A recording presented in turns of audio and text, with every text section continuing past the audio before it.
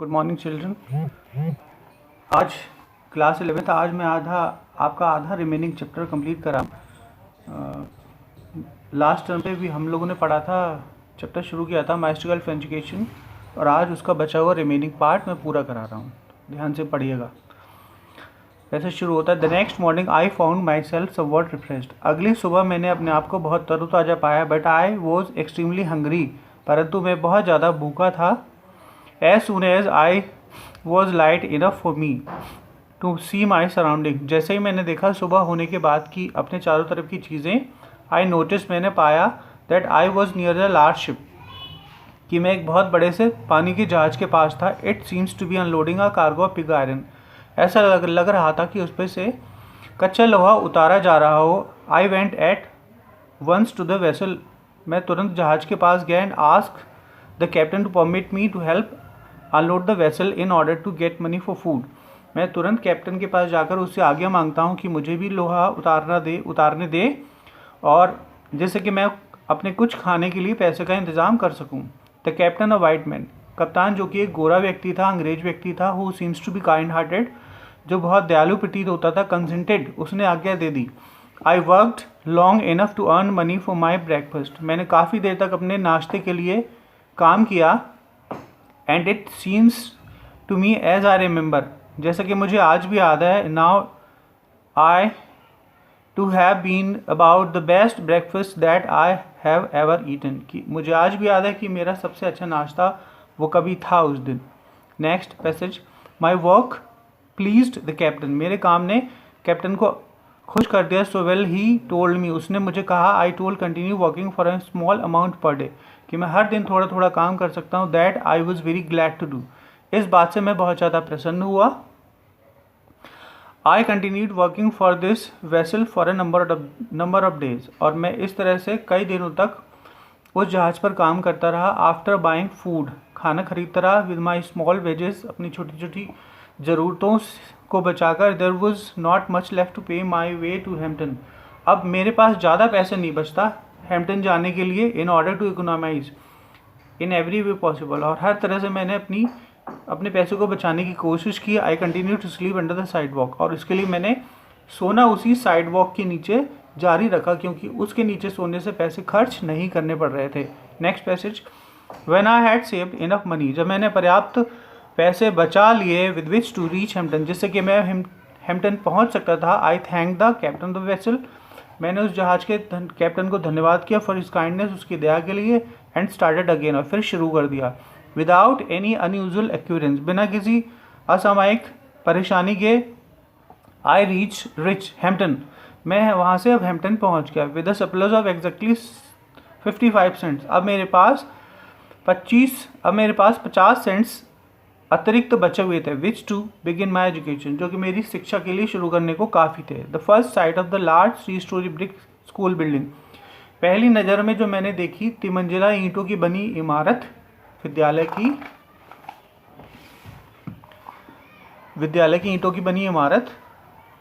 Seems to have rewarded for me all that I had undergone in order to reach this place, इस स्थान पर पहुंचने की जितनी सारी मेरी परेशानी थी वो पलक झपकते ही दूर हो गई जैसे ही मैंने विद्यालय की बिल्डिंग देखी।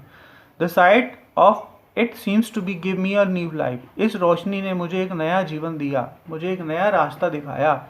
एज सून एज पॉसिबल, जैसा ही संभव हुआ। After reaching the ground of Hampton institute, जैसे मैं हैम्पटन इंस्टीट्यूट के ज़मीन पर पहुंचा।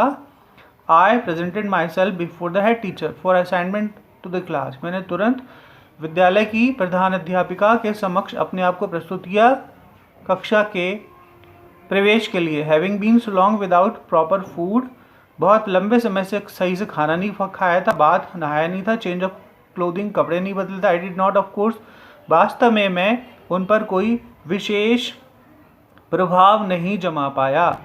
आई कुड सी एट वंस, मैंने तुरंत देखा उन्हें। That there was doubts in minds, क्योंकि उनके दिमाग में संदेह थे। About the wisdom of admitting me as a student, कि वे मुझे एक विद्यार्थी के रूप में देख रही थी, तो उनके अंदर संदेह था कि मैं अच्छा विद्यार्थी बन भी पाऊंगा या नहीं। फॉर सम टाइम, काफ़ी समय तक। She did not refuse to admit me, काफ़ी समय तक उन्होंने मुझे अनदेखा किया और ना तो मुझे मना किया। Did neither did she decide in my favour, ना ही मेरे पक्ष में निर्णय दिया। I continue to linger about her, मैं हमेशा चारों तरफ उनके देखता रहा। एंड टू इम्प्रेस हर, और उन्हें प्रभावित करने की कोशिश करता रहा किसी तरह से मैं ऐसा कर पाऊँ। In all the way I could, और इस तरह से जो मैंने किया। I could in my favour continue to linger, could my worthiness, मैं अपनी योग्यता उन्हें किसी तरह से दिखा पाऊँ।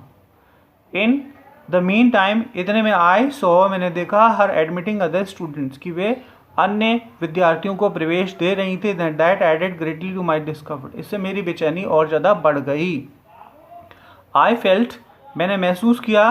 Deep down in my heart, मेरे अंदर बहुत बेचैनी सी। That I could do as well as they, ऐसा क्या है उनके अंदर जो मेरे अंदर नहीं है। If I could only get a chance to show what was in me, काश मुझे कोई ऐसा तरीका मिल जाए जिससे कि मैं बता सकूं कि मेरे अंदर क्या है। After some hours had passed, कुछ घंटे बीते। The head teacher said to me, head teacher ने मुझसे कहा, the adjoining recitation room need sweeping, बगल के संगीत कक्ष में सफाई की आवश्यकता है। Take the broom and sweep it, झाड़ू लो और शुरू हो जाओ। It occur to me at once that here was my chance, मुझे तुरंत लगा कि अब मेरा अवसर है, मेरा chance. Never did I receive an order with a more delight, इससे ज़्यादा खुश होकर मैंने कोई भी आदेश नहीं माना था। I swept the recitation room 3 times, मैंने 3 बार कक्ष साफ किया, झाड़ू लगाया। And then got a dusting cloth, तो मैंने धूल साफ करने वाला कपड़ा लिया। एंड डस्टेड इट 4 टाइम्स, 4 बार धूल साफ की। ऑल द वुड वर्क, सारे के सारे लकड़ी के फर्नीचर पर, वॉल्स दीवारों पर, एवरी बेंच, प्रत्येक बेंच पर, टेबल मेज पर, एंड डेस्क पर।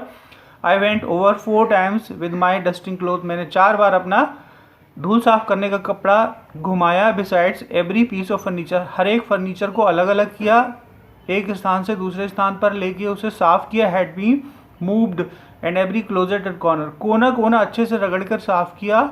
इन the room had been thoroughly clean, जब कमरा पूरी तरह से साफ हो गया, संगीत कक्ष साफ हो गया। I had the feeling that in a large measure my future depends upon the impression I made upon the teacher in the cleaning the room, मुझे हमेशा ये लगता रहा सारे समय तक कि अगर मैं जिस तरह से इस कमरे को अच्छी तरह साफ कर लूँगा, वही मेरे भविष्य की नींव रखेगा, मेरे भविष्य उसी पर निर्भर होगा। व्हेन आई वॉज थ्रो, जब मैंने पूरा कर लिया, I reported to the head teacher, मैंने हेड टीचर को, प्रधान अध्यापिका को सूचना दी।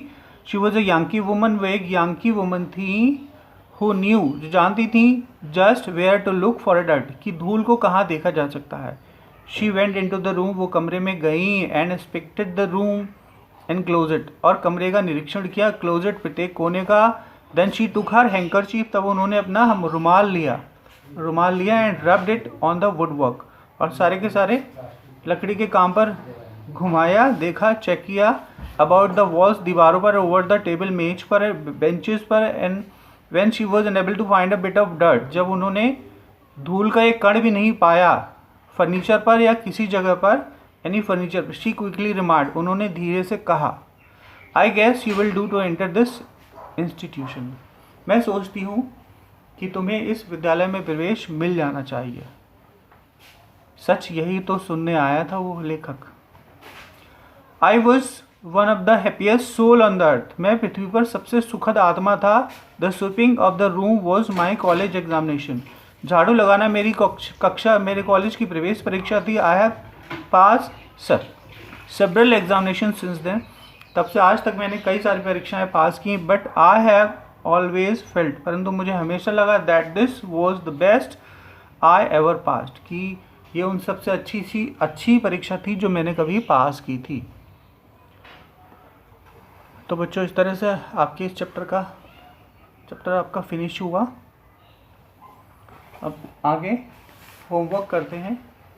आपको करना है होमवर्क, मैंने नोट कराया है थोड़ा सा, तो ये देखिए कल का होमवर्क है आपका। होमवर्क क्लास 11th 27 अप्रैल 2020 एक्सप्लेनेशन करना है आपका। फर्स्ट है आई हैड नेवर बीन, यहाँ से लेकर और स्ट्रीट तक। उसके बाद इसका करना है आपको रेफरेंस, कॉन्टेक्स्ट और एक्सप्लेनेशन। दूसरा है माई वर्क प्लीज कैप्टन से लेकर द साइड वॉक, इसका आपको रेफरेंस करना है, कॉन्टेक्स्ट करना है और एक्सप्लेनेशन करना है। बच्चों नोट कर लीजिए अच्छे से। फर्स्ट पैसेज है आई हैड नेवर बीन से लेकर वॉक द स्ट्रीट।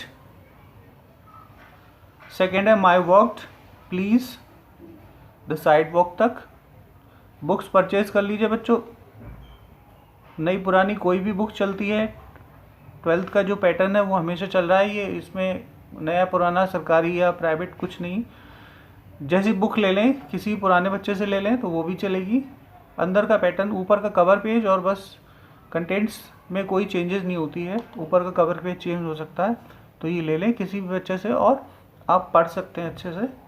ठीक है, तो ये 2 एक्सप्लेनेशन आपको कर लीजिएगा। ठीक है, ओके बेटा।